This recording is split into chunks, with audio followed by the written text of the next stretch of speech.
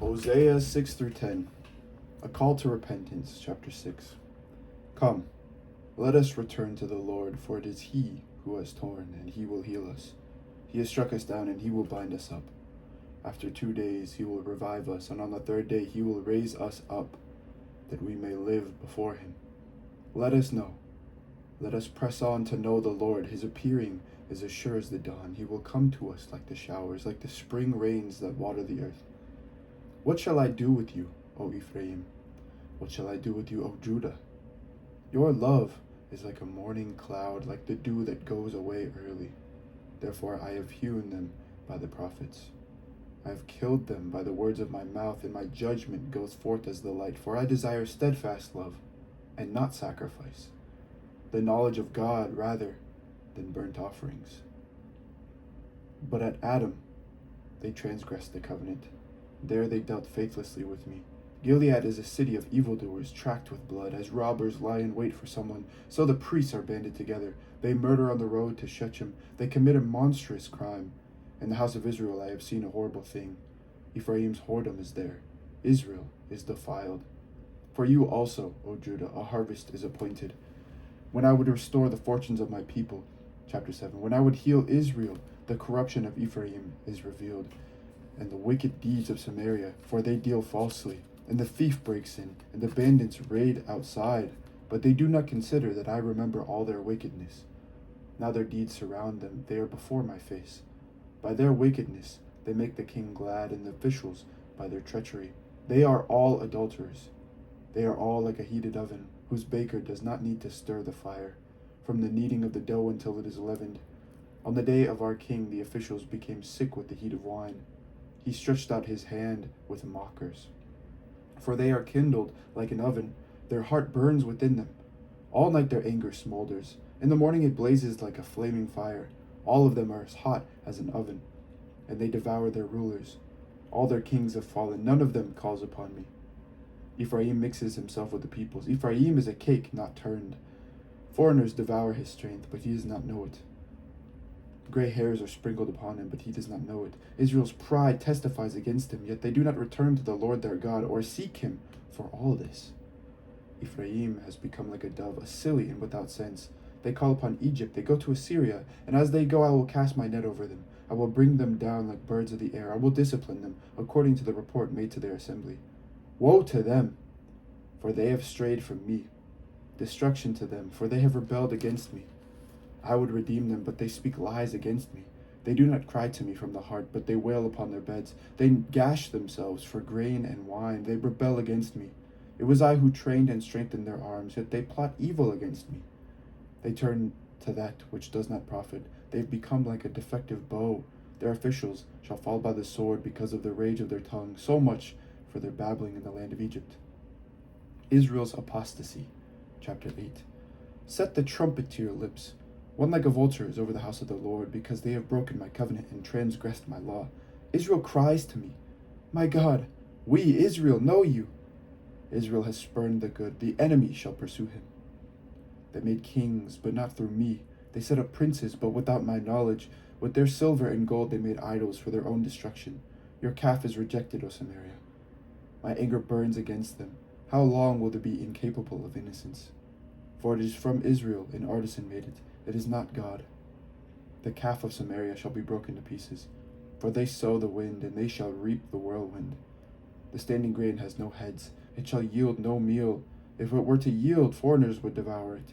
Israel is swallowed up, and now they are among the nations as a useless vessel. For they have gone up to Assyria, a wild ass wandering alone. Ephraim has bargained for lovers. Though they bargain with the nations, I will now gather them up. They shall soon writhe under the burden of kings and princes. When Ephraim multiplied altars to expiate sin, they became to him altars for sinning. Though I write for him the multitude of my instructions, they are regarded as a strange thing. Though they offer choice sacrifices, though they eat flesh, the Lord does not accept them. Now he will remember their iniquity and punish their sins. They shall return to Egypt. Israel has forgotten his Maker and built palaces, and Judah has multiplied fortified cities. But I will send fire upon his cities, and it shall devour his strongholds. Punishment for Israel's sin, chapter 9. Do not rejoice, O Israel. Do not exult as other nations do, for you have played the whore, departing from your God.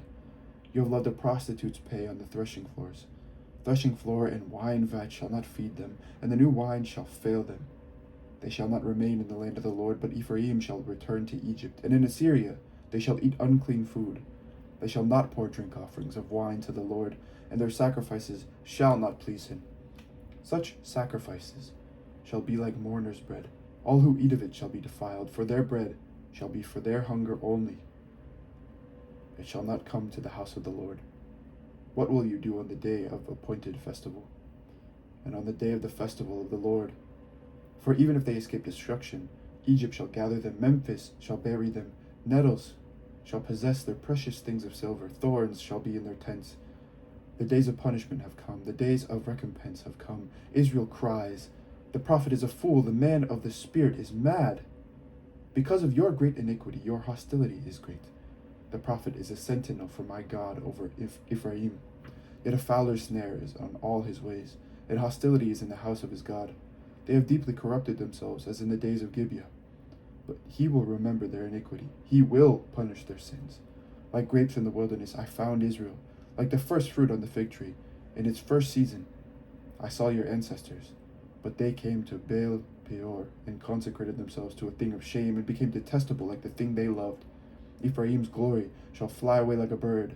No birth, no pregnancy, no conception. Even if they bring up children, I will bereave them until no one is left. Woe to them indeed when I depart from them. Once I saw Ephraim as a young palm planted in a lovely meadow, but now Ephraim must lead out his children for slaughter. Give them, O Lord, what will you give? Give them a miscarrying womb and dry breasts. Every evil of theirs began at Gilgal. There I came to hate them because of the wickedness of their deeds. I drive them out of my house. I will love them no more. All their officials are rebels. Ephraim is stricken, their root is dried up. They shall bear no fruit, even though they give birth. I will kill the cherished offspring of their womb. Because they have not listened to him, my God will reject them. They shall become wanderers among the nations. Israel's sin in captivity, chapter 10. Israel is a luxuriant vine that yields its fruit. The more his fruit increased, the more altars he built. As his country improved, he improved his pillars. Their heart is false. Now they must bear their guilt. The Lord will break down their altars and destroy their pillars. And for now they will say, we have no king, for we do not fear the Lord. And a king, what could he do for us? They utter mere words, with empty oaths they make covenants. So litigation springs up like poisonous weeds. In the furrows of the field, the inhabitants of Samaria tremble for the calf of Beth-aven. Its people shall mourn for it, and its idolatrous priests shall wail over its glory that has departed from it. The thing itself shall be carried to Assyria as a tribute to the great king. Ephraim shall be put to shame, and Israel shall be ashamed of his idol. Samaria's king shall perish like a splinter on the face of the waters. The high places of Aven, the sin of Israel, shall be destroyed. Thorn and thistle shall grow up on their altars. They shall say to the mountains, cover us, and to the hills, fall on us. Since the days of Gibeah you have sinned, O Israel. There they have continued. Shall not war overtake them in Gibeah? I will come against the wayward people to punish them, and nations shall be gathered against them when they are punished for their double iniquity. Ephraim was a trained heifer that loved to thresh, and I spared her fair neck. But I will make Ephraim break the ground. Judah must plow, Jacob must harrow for himself. Sow for yourselves righteousness, reap steadfast love, break up your fallow ground. For it is time to seek the Lord, that he may come and rain righteousness upon you. You have plowed wickedness, you have reaped injustice, you have eaten the fruit of lies. Because you have trusted in your power and in the multitude of your warriors, therefore the tumult of war shall rise against your people, and all your fortresses shall be destroyed. As Shalman destroyed Beth Arabel on the day of battle, when mothers were dashed in pieces with their children, thus it shall be done to you, O Bethel. Because of your great wickedness, at the dawn the king of Israel shall be utterly cut off. This is the word of the Lord. Thanks be to God. And that was the second reading of Hosea. Thank you for listening. Have an amazing day. Take care. Bye-bye.